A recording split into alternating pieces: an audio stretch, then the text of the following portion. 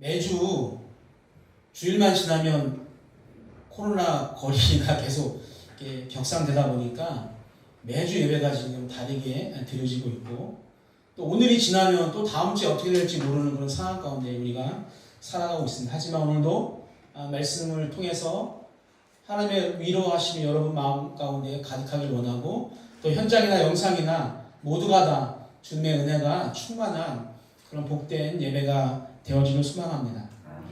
여러분, 가장 무서운 자동차는 무엇일까요?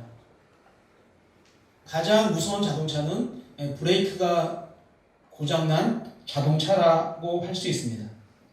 여러분, 지금의 코로나 상황이 마치 브레이크가 없는 자동차처럼 점점 속도를 높여가면서 우리의 삶으로 돌진하고 있는 그런 모습입니다. 얼마 전까지만 해도 다른 나라에 비해서 확진자가 늘지 않아서 세계 여러 나라에서 K-방역이라고 칭찬해주다 보니까 우리의 어깨가 조금 으쓱하기도 했고, 또 코로나 방역이 잘 된다라는 생각하에 7월이면 10월이면 12월이면 끝나겠지라는 그런 희망도 우리가 가져보았습니다. 그러나 지금으로 봐서는 그 희망도 내년으로 넘겨야 할 것 같습니다. 설교를 준비하면서 가만히 하나님의 마음을 한번 생각해 보았어요. 갑자기 그 마음이 들더라고요. 과연 이 순간 하나님의 마음은 어떠실까? 우리를 바라보는 하나님의 마음은 어떠실까? 발빠르게 많은 나라에서 백신을 개발하고, 또 여러 가지 사회적 거리두기 1단계, 2단계 많은 것들을 통해서, 그런 물리적인 행동들을 통해서 무언가 정말 열심히 하고 있는 우리들을 보면서, 그래, 너희가 한번 해봐라 라고 안타까운 마음으로 우리를 바라보고 계실 거라는 그런 마음이 들었습니다. 여러분, 백신을 개발하는 것을 멈추라는 말이 아니고, 거리두기를 더 여유 있게 하라는 그런 말도 아니에요. 백신 개발은 제약사에게 맡기고 우리가 두려움과 무서움에만 떨고 있는 것이 아니라, 우리 산돌 식구들은 오늘 기도처럼 각자의 자리에서 우리가 하나님께 기도하는 그런 기도의 용사들이 다 되었으면 좋겠습니다. 오늘 본문 말씀은요, 두 개의 비유를 담고 있습니다. 하나는 등불의 비유이고 다른 하나는 헤아림의 비유입니다. 오늘 본문 말씀은 제자들에게 씨 뿌리는 비유를 말씀하신 후에 시간적으로, 환경적으로 바뀌지 않았기 때문에 이 말씀은 오늘 제자들에게 하시는 말씀이라고 보는 것이 옳을 것 같습니다. 우리 21절을 같이 한번 보도록 하겠습니다. 됐습니다. 또 그들에게 이르시되 사람의 등불을 가져오는 것은 말 아래나 평상 아래에 두려함이냐 등경 위에 두려함이 아니냐. 아멘. 여러분, 등불을 가지고 오는 것은요, 말 아래나 평상 아래에 두려고 하는 것이 아니라 등경 위에 두려고 하는 것이 맞지 않냐라고 질문하시는 너무나 당연한 말씀을 지금 예수님께서 하고 계십니다. 여기에 나오는 말이라는 것은요, 약 9리터 정도의 곡식의 양을 의미하는데, 오늘 말씀에서는 담는 그릇으로 사용이 되어졌어요. 그리고 평상은 우리가 알고 있는 침대라고 생각을 하면 됩니다. 따라서 그 등불이 말이나 평상 아래에 있어서는 불을 밝히는 본연의 역할을 할 수가 없습니다. 그렇다면 오늘 예수님 말씀하시는 등불은 과연 무엇을 의미할까요? 학자들에 의하면 여러 가지 의견이 있지만, 성경의 앞뒤 문맥을 통해서 우리가 살펴보게 되어지면 오늘 본문 앞에 씨 뿌리는 자의 비유가 하나님의 나라의 메시지에 대한 이야기이고, 또 오늘 본 다음에 나오는 자라는 씨와 겨자 씨의 비유가 하나님의 나라를 의미한다라고 하면, 오늘 등불은 다른 것이 아니라 하나님 나라에 대한 메시지이고 또 하나님의 나라를 나타낸다고 보는 것이 맞습니다. 여러분, 등불은 그 어떤 곡식을 담는 통 아래에나 신상 아래에 두지 않고 등잔대 위에 두어서 그것을 통해서 모든 것이 드러나는 것처럼 하나님의 나라도 마찬가지 어느 한 곳에 갇혀져 있는 것이 아니라 반드시 드러나게 된다는 것을 오늘 비유를 통해서 예수님께서 말씀을 하고 있습니다. 그래서 22절은 그러한 생각을 더욱더 확고하게 우리에게 이야기하고 있어요. 같이 22절을 읽어보겠습니다. 됐습니다. 드러내려 하지 않고는 숨긴 것이 없고 나타내려 하지 않고는 감추인 것이 없느니라. 아멘. 우리 한글 성경만 보게 되어지면 이 뜻이 확 다가오지 않지만 원문으로 보면 조금 다르게 우리가 느낄 수가 있습니다. 직역하면 이런 뜻이에요. 왜냐하면 이란 해석도 빠졌는데, 왜냐하면 숨긴 것은 드러나기 위해서가 아닌 것이 없기 때문입니다. 감추인 것은 나타내기 위해서가 아닌 것이 없기 때문입니다. 아니다, 없다라는 부정어를 이중으로 사용해서 강한 긍정을 지금 말하고 있습니다. 다시 해석하면 바로 이거예요. 다시 PPT 보여주세요. 한번 읽어볼까요? 숨겨진 것은 반드시 드러내려는 목적이 있고 감추인 것은 반드시 나타내려는 목적이 있다. 오늘 우리가 읽은 22절이 바로 이러한 뜻을 가지고 있습니다. 여러분, 마가가 이중 부정을 통해서 비밀스러운 것은요, 반드시 드러나게 된다는 것을 강조하고 있는 것은 하나님의 나라도 그렇다라는 것을 말하고 싶어서입니다. 지금 너희들이 볼 때는 하나님의 나라가, 하나님의 메시지가 어떠한 베일에 가려 숨겨져 있는 것처럼, 드러나지 않는 것처럼 보일지 모르지만 언젠가는 하나님의 나라가 반드시 드러나게 된다라는 것을 말하는 것이죠. 사는 것이 힘들고 어려운 시대가 되어져 가면서 하나님이 과연 계신가? 하나님이 계시다면 왜 이런 무서운 전염병을 주셔서 경제를 어렵게 하시고 또 예배조차 마음껏 드리지 못하게 하실까? 왜 내가 계획하고 노력하는 모든 일들이 다 막혀버리고 내 욕심을 위해서가 아니라 교회를 위해서 또 하나님의 나라를 위해서 무엇인가 하려고 하는 나의 계획을 마치 콘크리트 담을 쳐놓듯이 다 막으실까라고 생각하는 분들이 우리 안에 또 있을 거라고 생각합니다. 저도 제가 힘들 때 또 지금처럼 여러분들이 힘든 모습을 보면 가끔 그런 생각을 하게 됩니다. 그러나 결국은 눈을 감고 기도하고 있는 제 모습을 봅니다. 언젠가는 하나님의 나라가 드러나게 될 텐데 하나님이 원하시는 모습으로 바뀌게 하옵소서. 세상의 부와 세상의 성공이 아닌 하나님이 보시기에 믿음의 부자가 되게 하옵소서. 하나님이 원하시는 삶으로 우리 모두를 인도하여 주옵소서. 사랑하는 성도 여러분, 등불이 등잔 위에서 빛을 내는 것이 맞는 것처럼 하나님의 나라는 반드시 드러나게 되어 있습니다. 즉 진실은, 즉 참은 드러나게 되는 것이죠. 여러분이 행하는 하나님의 일은 드러날 것이고 여러분이 행하는 선은 반드시 드러나게 될 것이고 어렵지만 힘들지만 하나님의 말씀에 순종하는 여러분의 모습은 지금 이 시간도 하나님 앞에 선명하게 드러나게 될 것입니다. 여러분, 하나님의 나라를 선포하셨던 예수님은 언제 그 모습이 드러나셨을까요?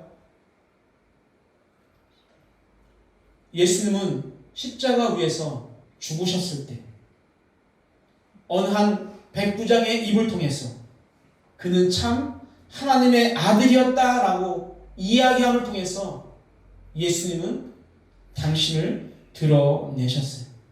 즉 예수님은 죽음으로 하나님의 나라를 드러내셨습니다. 지금 현재를 살아가는 우리에게 반드시 드러날 하나님의 그 나라를 마음에 품고 나아가는 그런 믿음이 필요할 때라고 생각합니다. 그래서 등불 비유는 들을 귀 있는 자는 들으라라는 명령으로 끝을 내고 있다고 생각합니다. 무슨 말이냐면 만약에 들을 귀가 있다면 계속해서 들으라라는 말씀입니다.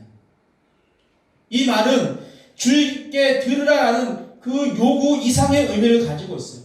즉 영적 분별력을 가지고 있으라고 요구하는 것입니다. 결국 들을 귀 있는 자는 들으라라는 이 하나님의 예수님의 말씀은 보이지 않는다고, 들리지 않는 것처럼 보인다고 보는 것을, 듣는 것을 멈추지 말고 끝까지 인내하며 구하라, 끝까지 인내하며 보려고 애쓰라라는 그런 말씀을 내포하고 있습니다.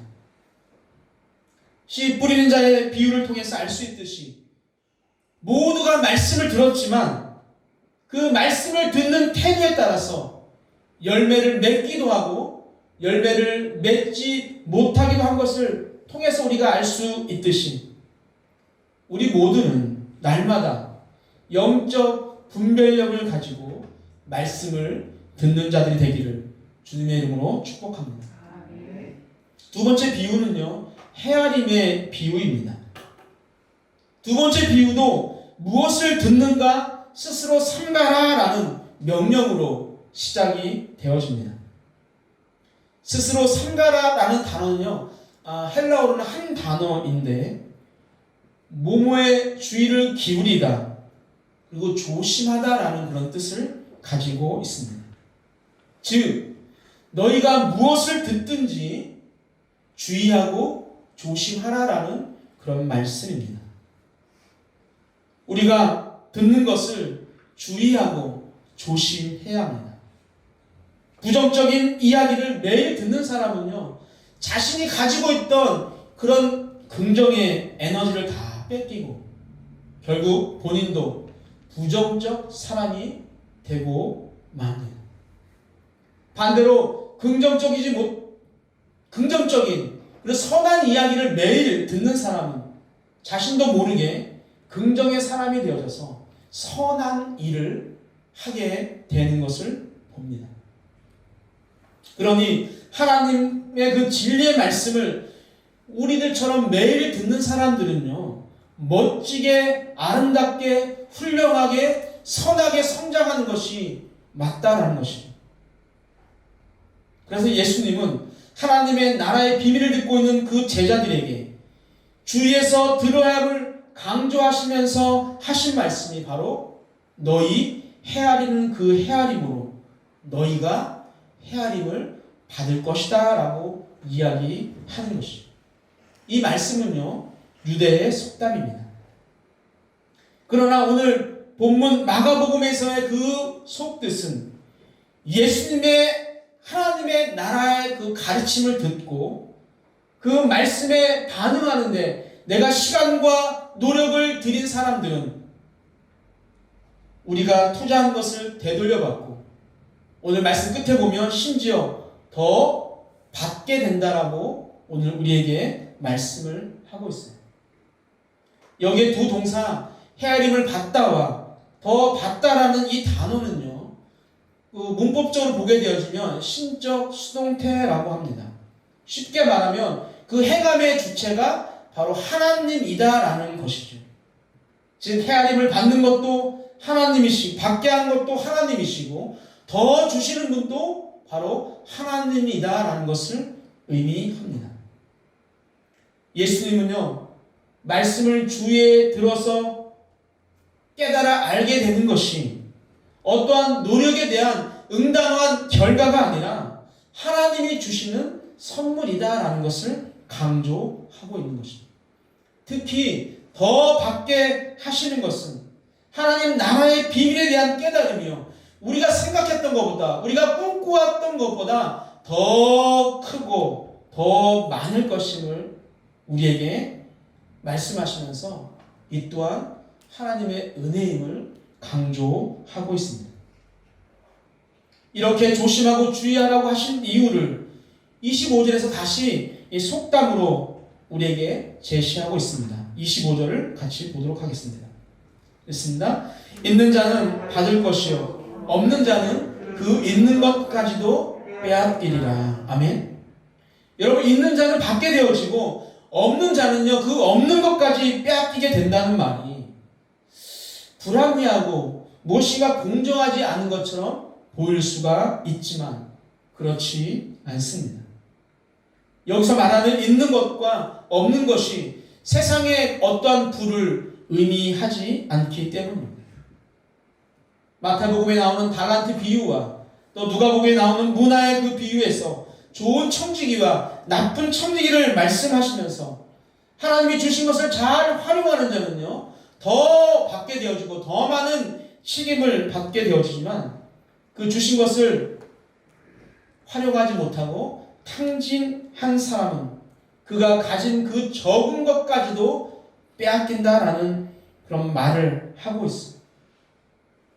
그래서 오늘 마가복음에서 말하고 싶은 것은 그 하나님의 나라의 메시지를 듣고 반응하는 자를 있는 자로, 그 하나님의 말씀을 듣지만 순종하지 않고 받아들이지 않는 자를 없는 자로 표현을 하고 있는 것입니다.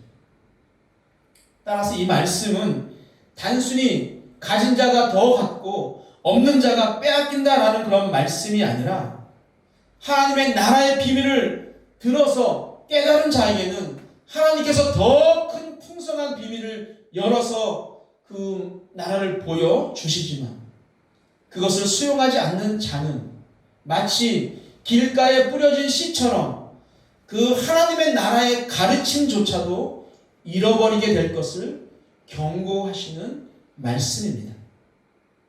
그리고 여기서도 받을 것이다, 빼앗길 것이다 라는 이 단어가 똑같이 신적 수동태로 하나님께 받게 되어지고 하나님께서 그것을 빼앗으신다라는 그런 의미입니다. 여러분, 기독교는 올 아니면 not이에요. 흙이 아니면 백입니다. 차갑든지 뜨겁든지 해야 합니다. 중간지대, 회색지대는 기독교에 없어요. 하나님의 말씀을 우리가 들을 때 어떠한 반응을 보이는가에 따라서 영적인 부가 우리에게 나타나기도 하고 반대로 영적으로 가난하게 된다는 것을 우리가 잊지 말아야 합니다. 이것이 오늘 본문의 말씀이에요. 그렇다면 오늘 본문을 통해서 우리가 이 시간 가져야 할 마음이 무엇이 있을까? 오늘 두 가지를 여러분과 함께 살펴보길 원하는데, 첫째가 믿음의 사람은 세상을 비추는 빛이 되어야 한다는 것입니다. 지금 우리가 천정을 보게 되어지면 수없이 많은 형광등이 천정에 있어요. 왜 있을까요? 이 높이에서 빛을 비추면 많은 빛을 우리에게 제공할 수 있기 때문입니다. 형광등의 목적이 예배 공간에 필요한 빛을 비추는 것과 마찬가지로 하나님의 나라의 메시지는요, 어두운 세상을 위한 빛입니다. 하나님의 나라의 메시지는 어두운 세상을 위해서 반드시 필요한 것입니다. 그런데 여러분, 그 역할을 우리에게 맡기셨다는 거예요. 우리가 그것을 지금 감당하면서 이 세상 가운데 살아가야 한다는 그런 말씀입니다. 그런데 지금 세상이 바라보는 교회는 어둠입니까? 아니면 빛입니까? 우리는 빛이라고 생각하는데 바라보는 사람들이 어둠이라면 어두운 것입니다. 어느 가게가 있는데 손님들이 맛이 없다고 이야기해요. 짜다고 이야기해요. 그런데 그 주인이 저 손님들은 내 음식의 참 맛을 몰라. 이게 왜 짜? 내가 볼 때는 아주 적당한 맛인데 라고 하면서 바뀌지 않으면 그 가게는 망할 수밖에 없습니다. 세상이 기독교를 바라보는 시선이 잘못된 것이라고 우리가 아무리 우겨도, 세상이 우리를 바라볼 때 어둠이라고 말한다면 우리는 지금 어두운 거예요. 어떻게 합니까? 우리가 바뀌어야죠. 우리가 바뀌어서 세상에 어떠한 영향력을, 어떠한 빛의 역할을 감당해야 합니다. 그럼 어떻게 해야 우리가 빛과 같은 삶을 살아갈 수가 있을까요? 어두운 세상의 빛과 같이 살아가는 방법은 딱 한 가지, 말씀대로 살아가는 것입니다. 말씀을 통해서 사랑하라고 하셨기 때문에 우리는 사랑하면 돼요. 말씀을 통해서 가난하고 연약한 자들과 함께하라고 말씀하셨기 때문에 우리가 그러한 사람들과 함께 살아가면 돼요. 그 일을 교회가 앞장서서 하면 됩니다. 그렇게 말씀대로 살다 보면 우리가 교회를 잘못 보고 있었구나. 우리는 교회가 어둠인지 알았는데 교회는 빛이었어. 라는 그런 말을 듣게 되는 날이 반드시 오게 될 것입니다. 이제 12월이 지나면 예수님이 탄생하신 성탄절이 다가옵니다. 올해 성탄절은요, 설교를 준비하는 시간도 마찬가지였지만 지금 여러분에게 설교하는 이 순간까지도 어떻게 해야 할지 막막하지만 확실한 것은 여러분, 이번 성탄은요, 어둡고 죄 많은 세상에 사랑을 보여주시기 위해서, 하나님의 말씀에 순종하기 위해서, 그 말씀을 이루시기 위해서 이 땅에 오신 예수님을 바라보는 시간이 되어야 한다는 것입니다. 여러분, 예수님은 빛의 본을 보이셨고 예수님으로 인해서 어두운 세상이 빛으로 물들게 되었기 때문입니다. 이번 주 중에 민지에게 성탄 연습을 위해서 평일에 모이는 것이 금지인가요? 라는 그런 질문을, 카톡을 받고 월십을 통해서 그동안 그 예수님의 탄생을 축하하기 위해서 열심히 준비했던 우리 청년들과 중고등부 학생들을 제가 보아서 잘 알고 있음에도 불구하고 그 민지의 질문에 정부의 시책을, 정부의 정책을 이야기하면서 예배 외에는 모이지 않는 것이 원칙이라고 말하는 제 마음이 너무 슬펐습니다. 너무 아팠어요.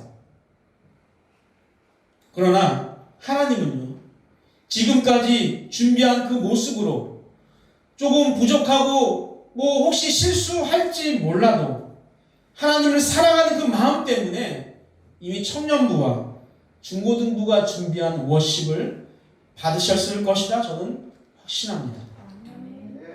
여러분, 성탄 행사가 조금 축소되면 어떻습니까? 아니 3단계로 거리두기가 격상되어져서 성탄 예배가 취소되면 어떻습니까? 빛으로 오신 그 예수님이 우리의 마음에 살아있다면 그 빛을 바라보면서 모든 우리 산돌의 성도님들이 세상을 비추는 빛으로 살아가기로 다짐하고 다짐한 대로 세상에서 살아간다면 우리에게는 물론이고 예수님에게도 하나님에게도 가장 아름답고 뜻깊은 생일날이 되지 않을까요? 두 번째, 말씀을 통해서 우리가 마음속에 품어야 할 것은 하나님의 말씀에 긍정적인 반응을 보여야 한다는 것입니다. 하나님이 계신가? 하나님의 나라가 정말 올 것인가? 라고 우리가 의심하지 말아야 합니다. 우리 안에 그러한 의심이 사라지기 위해서 가장 필요한 것이 바로 성경 66번입니다. 여러분, 작은 전자제품을 사더라도 그것을 우리가 잘 활용하기 위해서는요, 제품 사용 설명서를 우리가 잘 보아야, 잘 정확하게 이해해야 그 제품을 우리가 잘 사용할 수가 있습니다. 아무리 최신 스마트폰을 산다고 해도 사용법을 모른다고 한다면 뭐 투지폰이나 폴더폰과 전혀 다르지가 않습니다. 우리에게 주신 하나님의 말씀도 마찬가지입니다. 우리가 하나님의 말씀에 긍정적인 반응을 보기 위해서는 그 말씀에 대해서 정확한 이해가 반드시 필요합니다. 2021년을 준비하면서 어떻게 2021년 우리가 함께 갈 것인가에 대해서 계속적으로 고민하던 중에 이제 여러분에게 제가 한 가지 도전을 제안하려고 합니다. 바로 성경 읽기입니다. 제가 세운 목표는요, 산돌 교회들이 합해서 성경 100독을 하는 것입니다. 저희 교회가 뭐 7, 80명 정도가 참석하는 교회니까 1독만 하면 7, 80독이 되는 것이고 몇 분이 뭐 2독, 3독을 하게 되어지면 충분히 100독을 할 수가 있습니다. 성경 읽기는요, 지난 단열 기도의 기간 내내 저에게 주신 마음이기도 합니다. 3주간 단열 기도회를 통해서 여러분은 무엇을 느끼셨는지 모르겠지만 저에게는 계속 성경이라는 단어가 마음에서 머리에서 떠나지 않았습니다. 간증을 하시는 모두가 한결같이 성경을 읽다가 성경을 보다가 하나님을 만나게 되어지고 하나님의 음성을 듣게 되어지고 자신의 꿈을 이루어가는 과정을 이야기하는 것을 저는 보았습니다. 그럼 무엇을 말할까요? 내가 직접 보고 내가 직접 읽어야 한다는 것입니다. 성경 66권 똑같은 말씀도 각자의 처한 환경이 다르기 때문에 그 말씀을 받아들이는 느낌이 다 다를 수밖에 없습니다. 내가 읽다가 내가 깨달아 나에게 주신 말씀은요, 절대로 잊혀지지가 않습니다. 지금 교회에서 자체적으로 교회 달력을 만들고 있는데 그 달력에 실게 되는 나에게 주신 말씀이 바로 그러한 경우입니다. 여러분, 나에게 주신 말씀은요, 가슴에 도장을 찍듯이 아주 선명하고 잊혀지거나 지워지지 않습니다. 죄송하지만 제가 제 이름부터 시작해서 저 어린아이까지 이름을 다 적어서 벽에 게시하려고 합니다. 그래서 계속 매주 읽은 것을 말씀을 체크하게 하려고 합니다. 경쟁을 해서라도 더 많은 성경을 읽히게 하려고 합니다. 그리고 2021년 말에 성경을 가장 많이 읽으신 분께 교회에서 아주 큰 선물을 하려고 합니다. 그리고 이 일은 2021년 한 해만 하는 것이 아니라 제가 이곳에서 목회하는 그 순간까지는 계속 진행하려고 합니다. 시간이 지나면 어떤 분은 10도, 20도, 30도, 40도 하시겠죠. 그래서 교회에서 그것을 맞춰서 10도, 20도, 30도 할 때마다 교회에서 최고의 선물을 준비해서 드리려고 합니다. 예를 들면 앞으로 교회가 해 선교를 할 때 우선순위를 드리고 또 비용의 일부를 지원하고 또 연세가 있어서 해외 선교를 갈 수 없는 분들에게는 그에 상응하는 여러 개의 선물을 준비해서 원하는 것을 택하게 하려고 합니다. 여러분, 선물 때문이 아니라 제가 원하는 것은 말씀을 통해서 바르게 반응할 나를 기대하면서 우리 모두가 다 성경 읽기에 동참해 주시길 바랍니다. 왜 이렇게까지 하려고 할까요? 왜 이렇게까지 하려고 할까요? 하나님의 말씀에 정확하게 반응하는 자가 되기 위해서는 하나님의 말씀을 읽는 것이 중요하다는 확신을 저에게 주셨기 때문입니다. 그래서 저는 산돌교회가 이런 교회가 되었으면 좋겠어요. 내가 말이야 산돌교회를 30년, 40년 다녔어라고 자랑하는 교회가 아니라 내가 부족하지만 연약하지만 눈이 잘 보이지 않지만 성경을 30도, 40도 했다라는 것을 자랑하는 그런 교회가 되기를 소망합니다. 코로나 블루라고 하죠. 코로나 때문에 코로나가 주는 우울감과 불안함, 여러분 그것을 무엇으로 이길까요? 이제 말씀을 읽음으로 그 안에서 말씀 안에서 하나님의 위로하심과 그 말씀 가운데 나에게 주신 힘과 용기와 꿈과 기쁨을 마음껏 누리게 되기를 소망합니다. 사랑하는 산돌교 성도 여러분, 여러분은요 세상을 비추는 빛의 역할을 맡은 너무너무 소중한 하나님의 자녀입니다. 그 역할을 감당하기 위해서 우리 성경을 읽고 하나님의 뜻을 깨달아야 합니다. 그래서 이 이후로는 오늘 말씀처럼 세상의 빛으로 또 말씀하는 그 말씀에 반응한 자로 살아가게 되기를 주님의 이름으로 축복합니다.